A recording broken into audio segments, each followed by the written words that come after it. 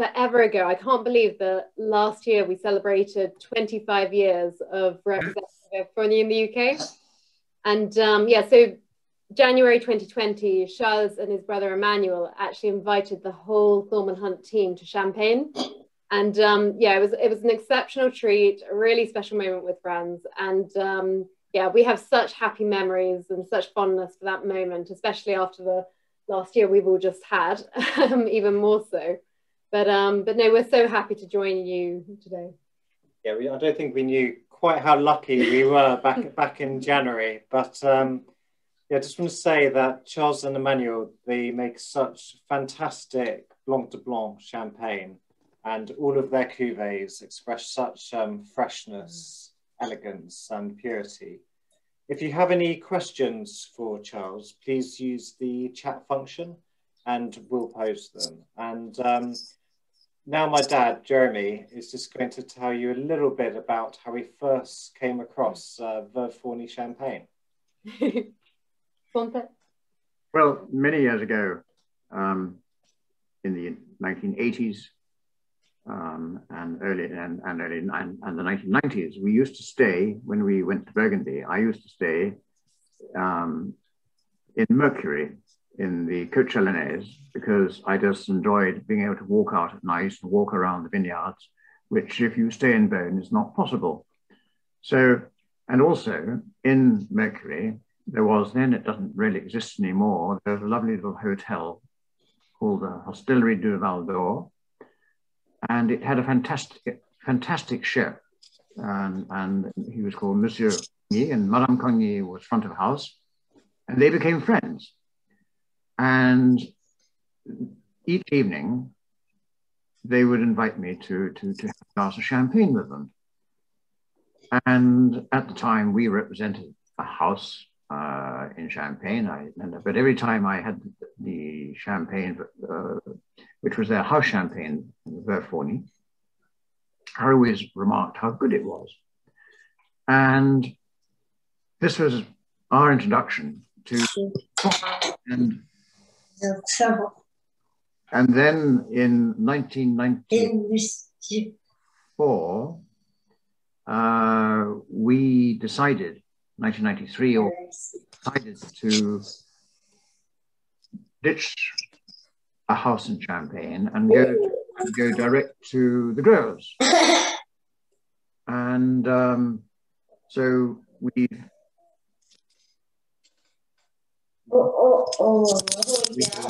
decided to, in 1990, it was probably 1994, to visit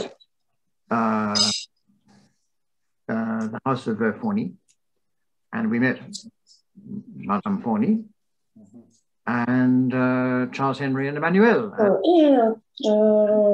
Charles-Henry.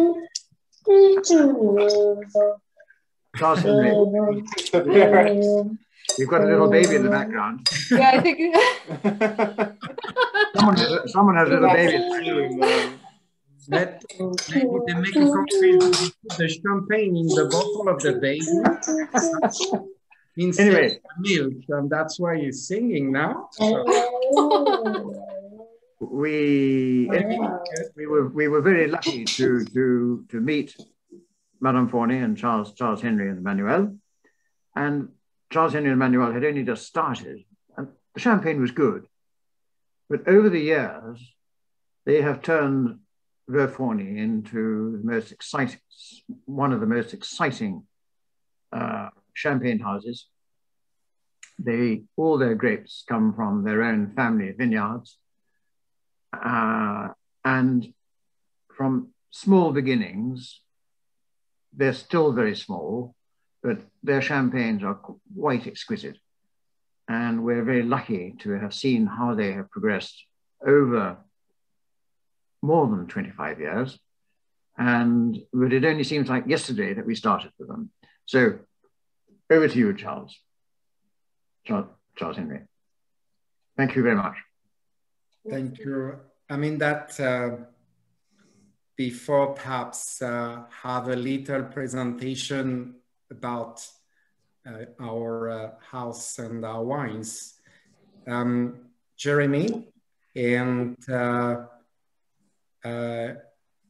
your family, Charles, Emma, and all your team. We would like to thank you a lot, because I think that to have relationship with, wines merchant, it's not just to send a palette and that's all. I mean that it's a very close relationship since 25 years. A lot of trust and such like a family actually. And we really appreciate to see you in Champagne, and we really hope to go back to London one day. We are vaccinated, so that's why I insist on that, because we have the vaccinal passport, that's it.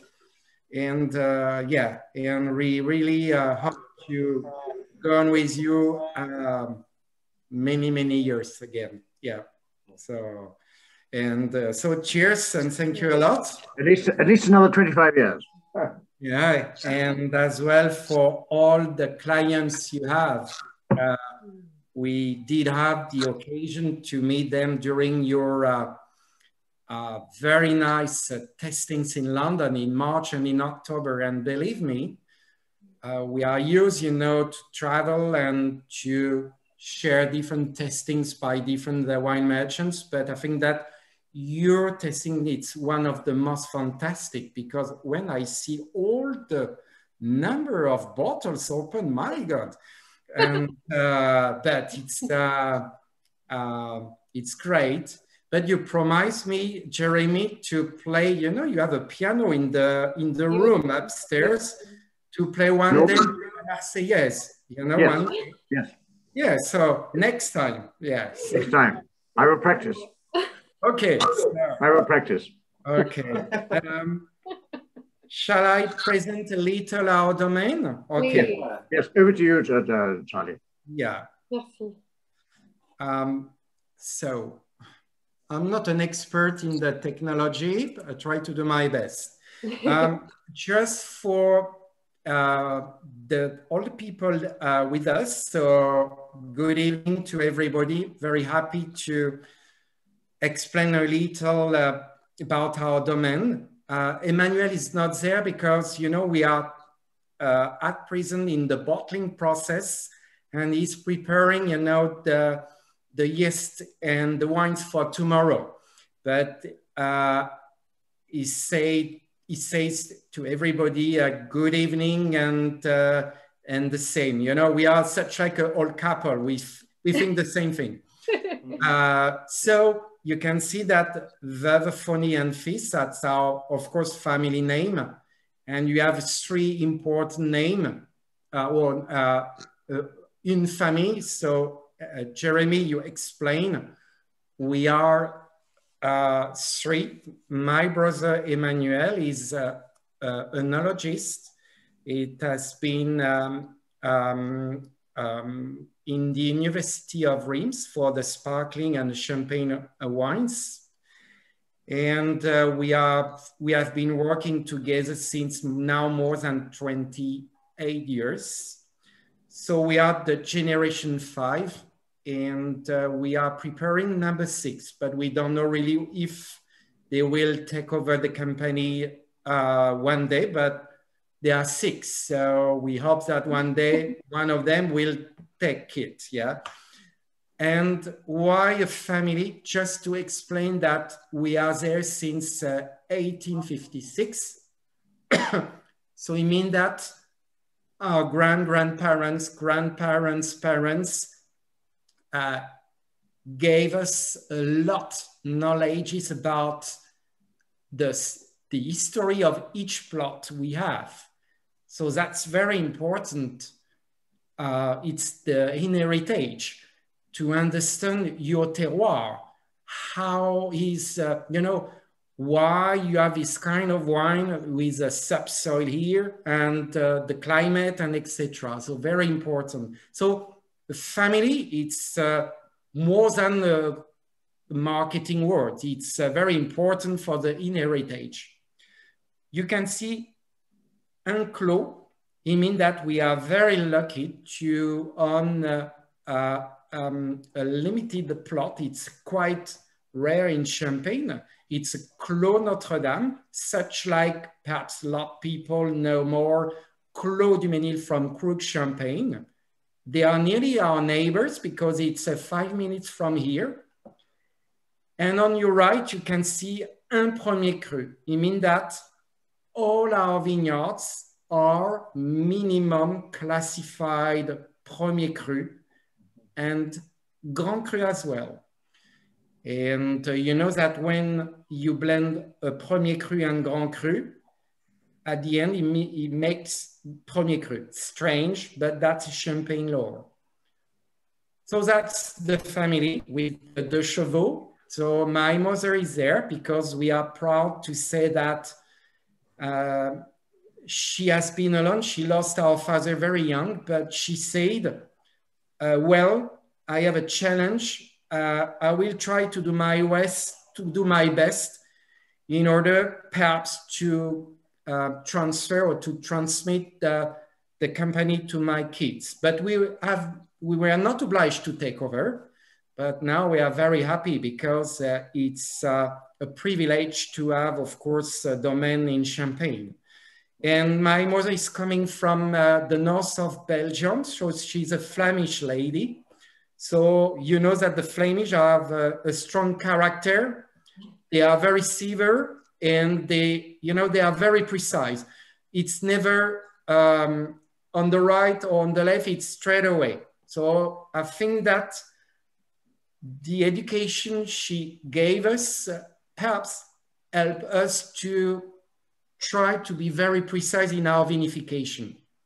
And you can see on my left, my brother Emmanuel, and of course on the right, it's Charles me. So just to remind you the Champagne area, so I suppose that most of the people know, we are of course in the Côte des Blancs, so South Épernay, and I have a detail here, so you can see Épernay, and the different villages of the Côte des Blancs, Chouilly, Cramant, Avize, and of course Vertu. So most of our vineyards are located in Vertu, classified premier cru. But we have as well vineyards in the Mesnil and Cramant and Auger. And they are classified as well Grand Cru. Just to stay a couple of minutes here, it's in the middle, the village of Vertus. And you can see that it's a very large village. It's the second largest village in Champagne area regarding the superficie of vineyards. So you can imagine, it's after Lérissé, the second one. So you can imagine for us, we have many, many different plots everywhere. And that's exciting for us, try to separate all the plots we have. It's more than now 50 plots. And to try to understand, and more you know about a plot and the characteristics or the expression, more you are precise for the blend afterwards. So that's the two brothers. A couple of years ago, but we didn't change a lot, I hope so. And you can see on the left there, I'm very proud, to show you that it's really our raw material, it's the chalk. And you can see that here. And especially in the Côte des Blancs, it's very superficial. And you can imagine that it's 100 meters in the subsoil. And, coming from the secondary time, it's oceanic animals. And just to explain that, it's the signature of Champagne, one of the signature, it's all the salinity we can express in our wines. It's due to the chalk. So, that's it, a place, it's only chalk. The two brothers, and you can see in the back of the picture, the village. So it's quite large. And the two brothers in the Mont de Vertu Rosé, it's Les Rougemont, where we have the Pinot Noir. I remind you that when we speak about Côte des Blancs, a lot of people say, oh yeah, Blanc de Blanc, Chardonnay only.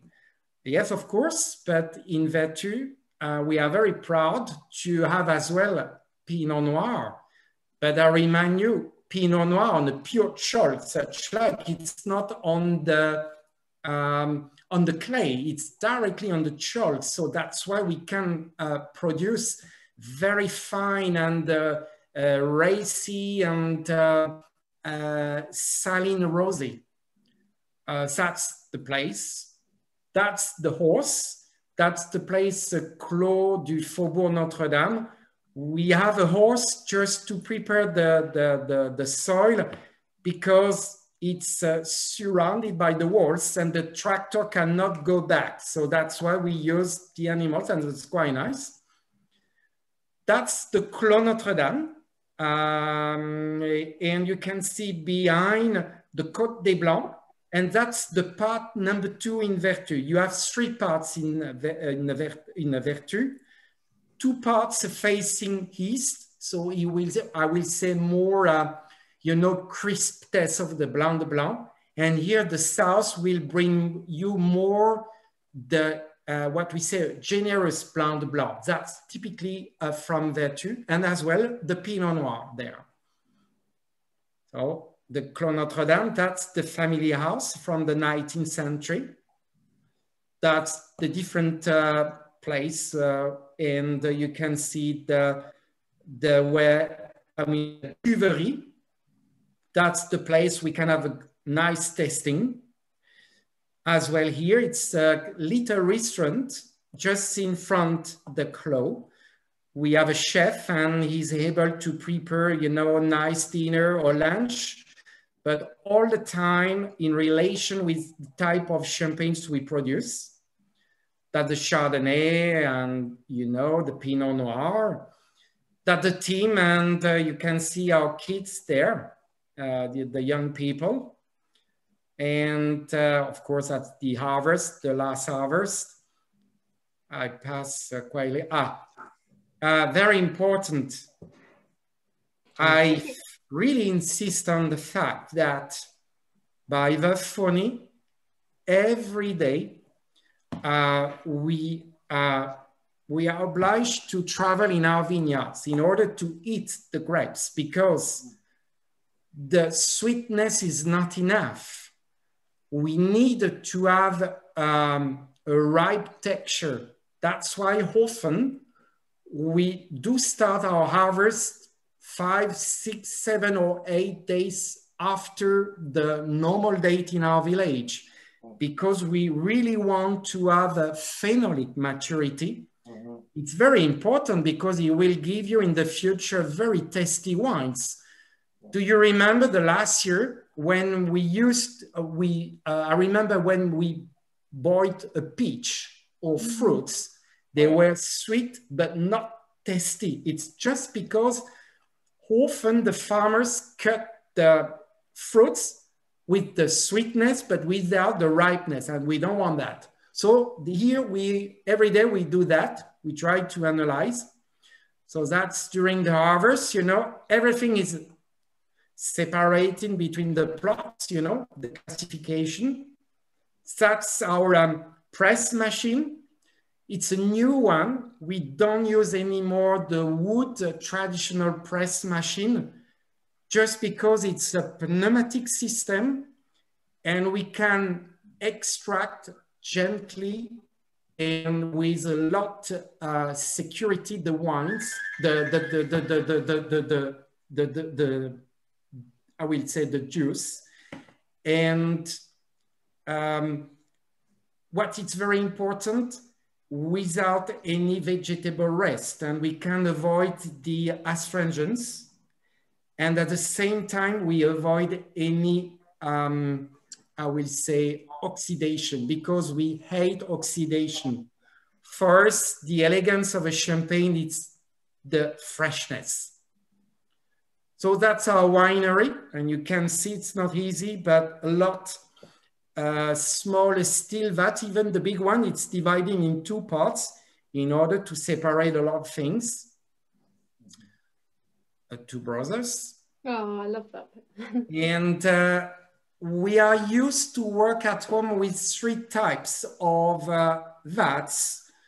Either steel vats or we will see after the small oak barrels coming from Bourgogne, or Le Foudre there. And all of them are made by François Frère, but here it's by Rousseau Maker. Okay. And as Jeremy told a couple of minutes, it's very important to have good relationship. We have very nice relationship with the Rousseau family. We know the grandfather, the father, and the little son. And they used to come every year, and we share good lunch with a lot Bourgogne wines and champagne. But that's nice. Are you inviting us next time, Charles? Yeah, you could. They understand more the type of wine we like. And for them, it's very important after to select, you know, the woods for the future. And we use a lot oak barrels. I think that you can see here. It's to prepare our wines to face against oxidation again. Here we never buy new oak barrels. It's always after a couple of years in a Bourgogne, and you can understand that all the tannic things are away. So the oak barrels, it's not to make a champagne boisé or a wood test. It's just to prepare them to keep fresh forever, but as well, of course, to concentrate the wine and to give a certain texture. So all our champagnes have partly, such like the Blanc de Blanc, Brut Nature, Blanc de Blanc, the Rosé Champagne, wines coming from the oak barrels, or totally, such like the Cuvée, or without any cask. It's the Mont de Vertu vintage. It's only in the steel vats, for example. and so, yes, there's just a couple of questions that have come up here, just relating back to what you were saying before. Just going back to the vineyards, there's just a question about the vineyards. When you were explaining before about how you pick later than other people in Vertus, and the question is about how you keep that directness, how you keep the kind of tendu style in your wines when you pick that bit later. You mean that every year we were speaking about the new climate, and I have good friends in Paris. They say, "Oh, it's easier for you." Not really, because you know, if they think that the sun is there, so nothing to do. Yeah, perhaps. But the challenge for us, it's of course, it's a little easier compared with 25 years ago to obtain a certain level of sugar, I mean the sweetness. But it's not enough because we need to have the phenolic maturity, means the texture has to be right. And the challenge for us, you understand, it's normally in the champagne lore, when you have a certain degree of sugar, all the people say, let's go to harvest. That's the start. But the problem that again, first, often we disagree because it's not right. And I will be more precise. I take the example of the last year. You know that after the blooming of the flower, we say normally, we calculate approximately 100 days after the flower, the end.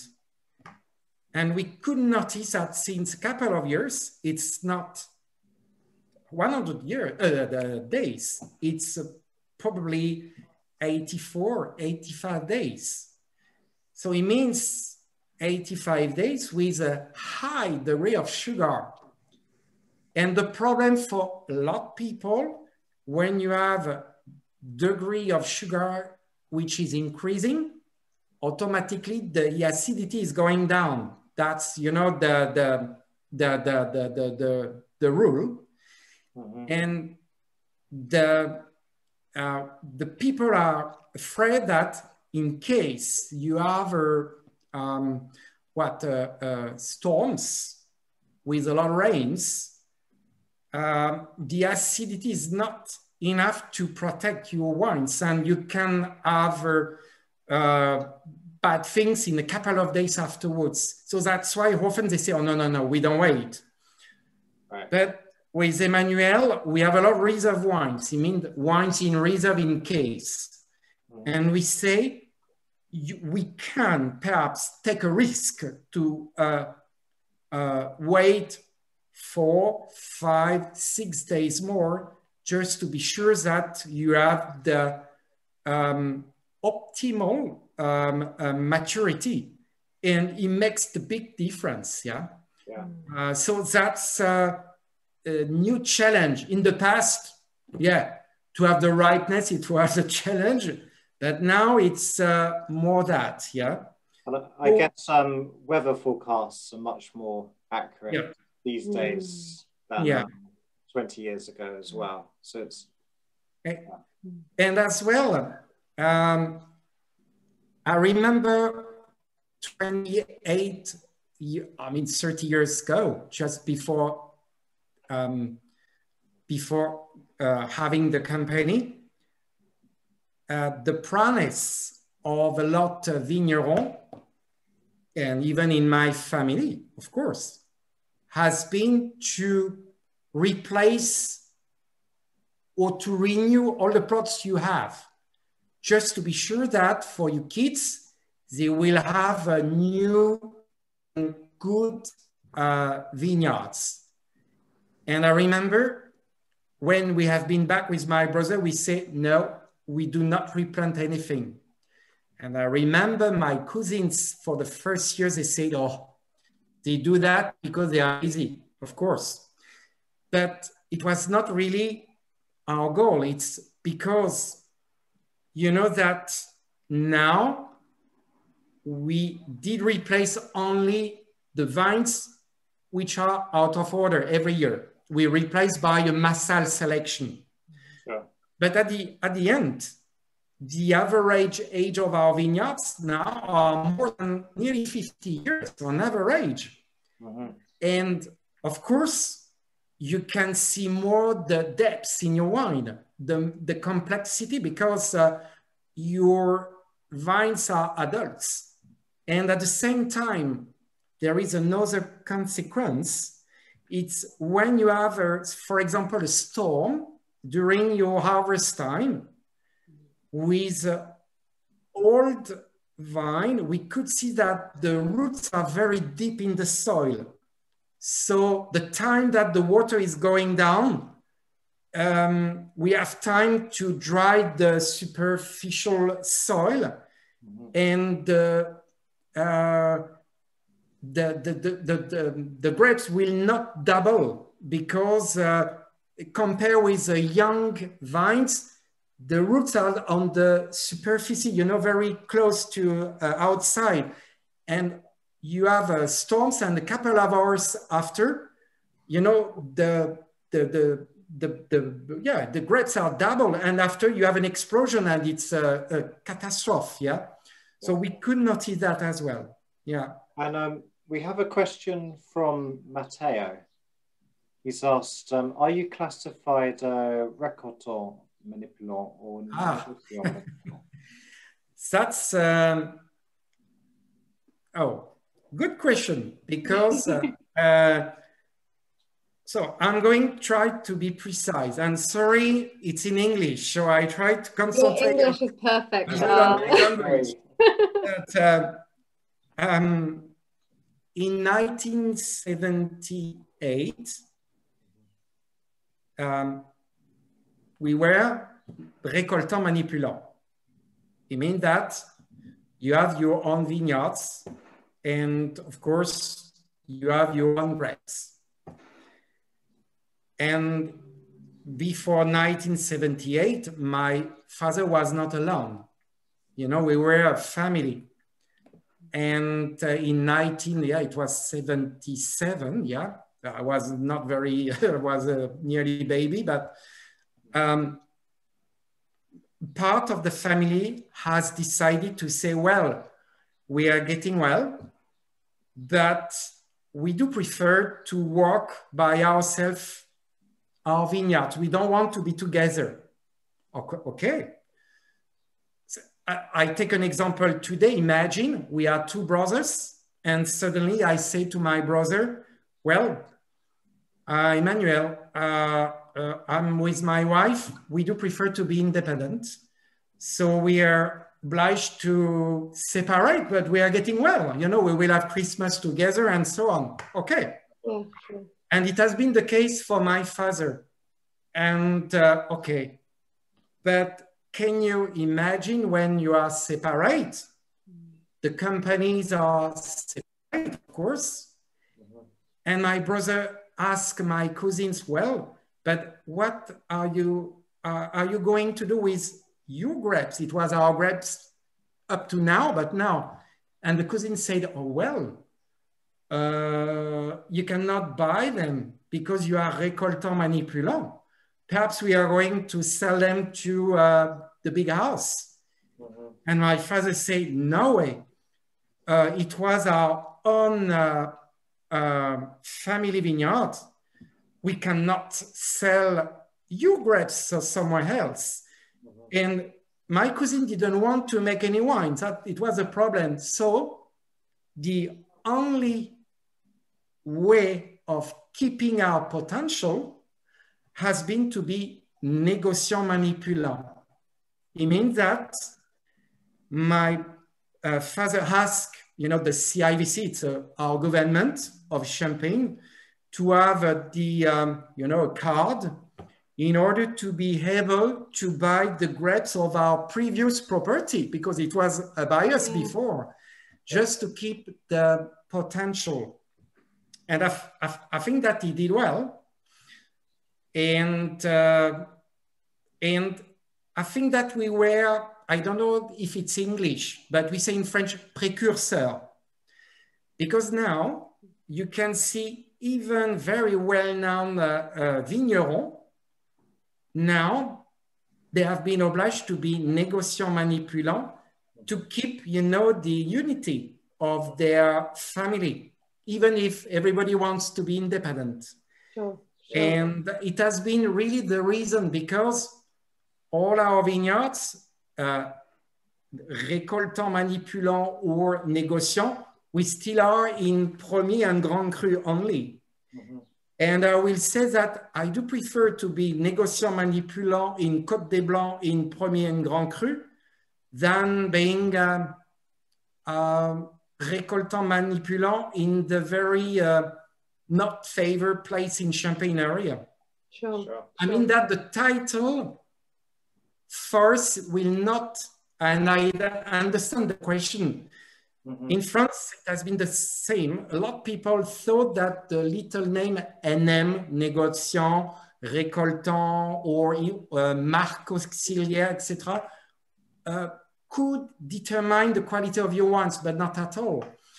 It's just a title of, how can I say, a legal title.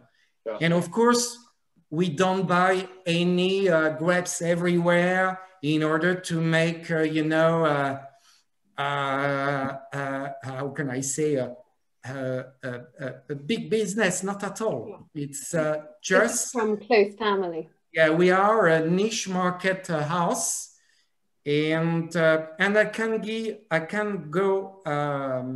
can tell you that since now more than 15 years, you have the generation now, they are around 40 years.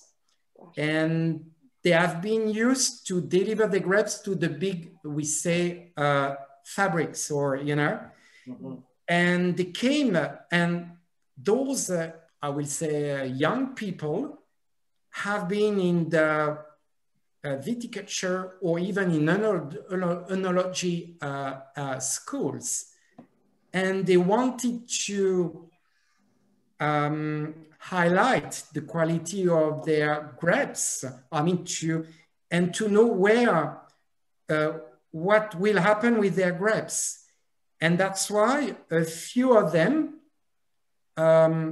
came in our house just to deliver their grapes, because they are our neighbors. And often we are deciding as well the date of the harvest, because we, but you can imagine it's a kind of a human a partnership, or we share good things. They are coming often in January, and you could not believe how proud they are when they testing their wines in the vat or in the oak barrels, and they are coming from their plots. They say, wow. And often they want to know where or in which cuvée we are going to incorporate their wines. But that it's a little part for us, of course. But again, you know, and then it as well Salon for the big one, or Krug, or Bollinger, and I think that it's just the legal title, yeah. Because now you know, I would prefer to buy all the plots we could have, but it's not campaign. So sure that's a way as well to enlarge your vineyards, yeah. And Charles, there's a lovely comment here from Bruce saying, thank you for an excellent presentation so far. We're learning so much. We are amazed by your passion and in awe of the ways in which you explain your expertise so eloquently. And just thinking, Charles, we've only got about 15 minutes remaining. Would you mind going through the different cuvées within the portfolio as well? Yeah, I think I did prepare a few pictures. So I'm going to, that's our cellars, huh? Yeah. So number one on my screen, of course, it's the Blanc de Blanc Brut Nature. And you remember, we have spoken about plots, part of our plots facing the south. It means more or less the sun all the afternoon. And of course, it will give a certain rich texture to our wines. And that's why we do produce Blanc de Blanc Brut Nature. And I'm sure that you have seen a lot Brut Nature because it seems to be trendy, but not at home. It's only, and I like to repeat again, it's only all the plots facing the south which deserve to be Brut Nature, because it's really okay to have no dosage at all. Yeah. That's one of our star of our maison, is the Blanc de Blanc Brut Premier Cru. And here on my screen, it's a Brut, because I didn't have time to change, but now it's Extra Brut. So I explain again, it has been Extra Brut since, more than 20 years. But we didn't dare to write Extra Brut on the label. But since a couple of years, a couple of months, now we did. So now it's Blanc de Blanc Extra Brut. So most of our wines, you know, we speak about the portfolio. I insist on the fact that we are non-interventionist. It means that up to April, after the first fermentation, we keep our wines on lees without doing anything, just to, you know, make a remontage. That's all. We do not, how can I say, we do not, I have a few words.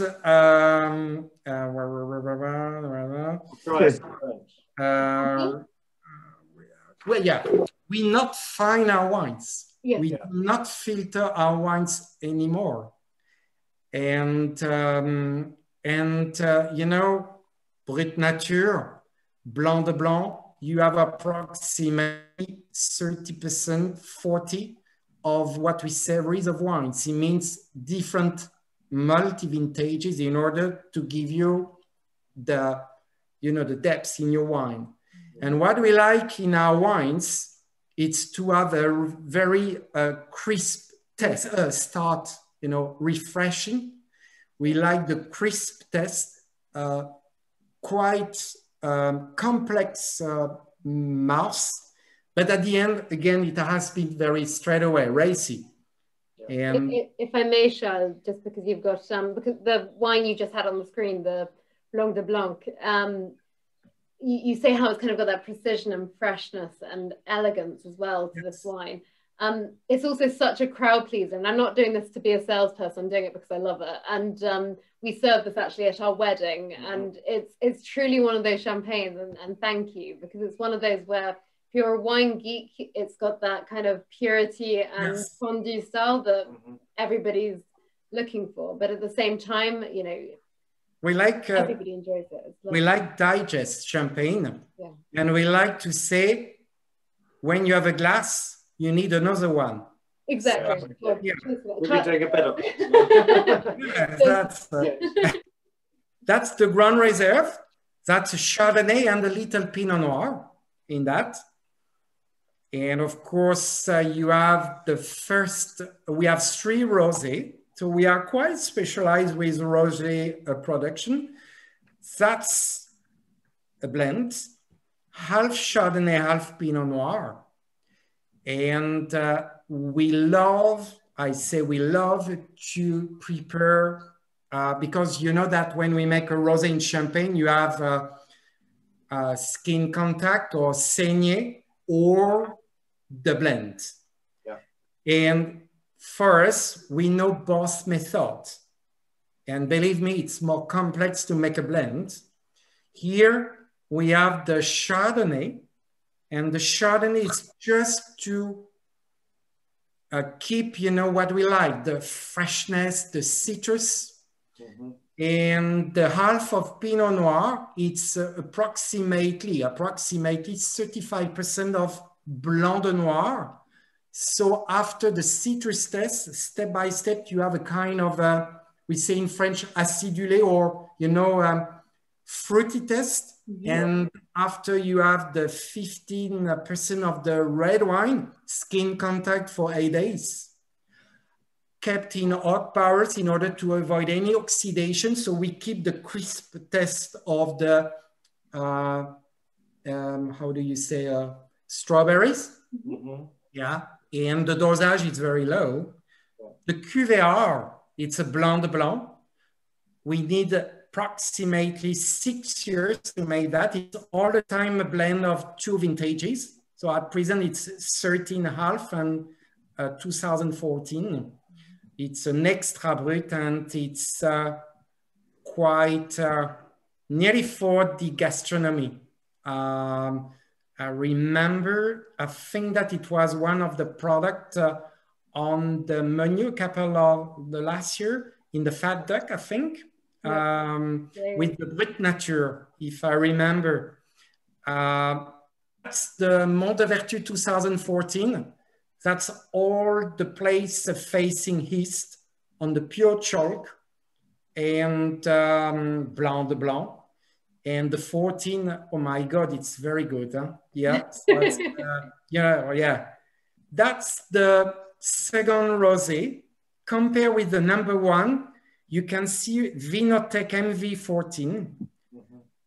So the difference, it's not in the way of making. The same half Chardonnay Pinot Noir, it's only the year. The first rosé was a multi-vintages. Here it's nearly 2014. You can read MV14.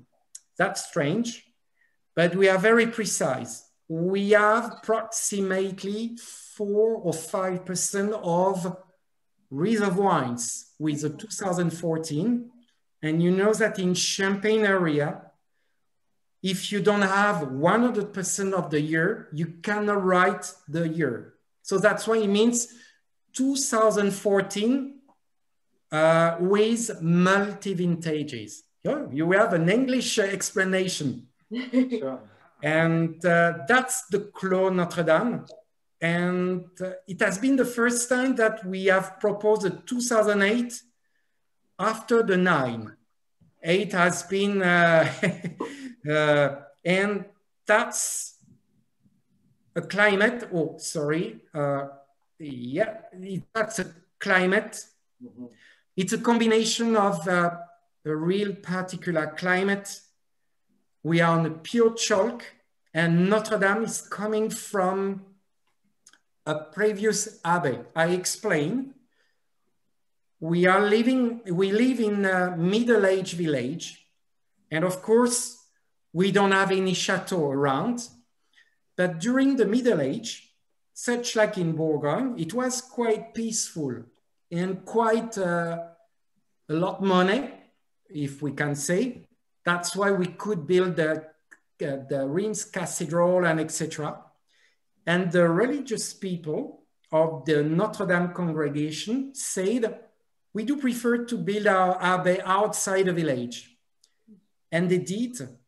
And you know that they wanted as well to have little plots around the abbey to make wines for, you know, the ceremony. And it was a Clos Notre Dame. And they have built huge walls at this time. And without knowing, they have created a climate. And, you know, we have good examples as well in Bourgogne, Clos, Vougeot, and etc. And that's we have. And, you know, we belong to the very tight club of the Clos. You have a Clos du Mesnil, a Clos des Goisses, Philippona, and etc., etc. Yeah. And yeah, your Clos as well. I mean, it's exquisite. That wine, I'd love to say we're drinking that right now. We're drinking your gorgeous Brut Nature at this moment. That's actually got a candle in it because we don't want to get rid of the bottle. But yeah, we get a very small allocation of that, of course, a year because the quantities are very small, of course. But I think it was where we used to have it. We tried to do our best, yeah. Yeah. It was in Sketch, I think, by the glass. Sketch, yeah. But that's where, is it just there where you have a horse working the vines, or is it elsewhere as well? You mean? You use a cheval dans les vignes. Oh yeah. We have the, I think that if I remember, sorry, for it's not comfortable for your eye. Can you see the horse there? You can see the Clos. Oh yes. Back, surrounded by walls. And the problem that with the tractor, you can, if you're in front of the walls, what are you doing? So you cannot go back. That's why we are used to have a horse in order to prepare the soil of this place. Yeah. Yeah. It's tiny as well. It's really tiny. Yeah. That's probably it was.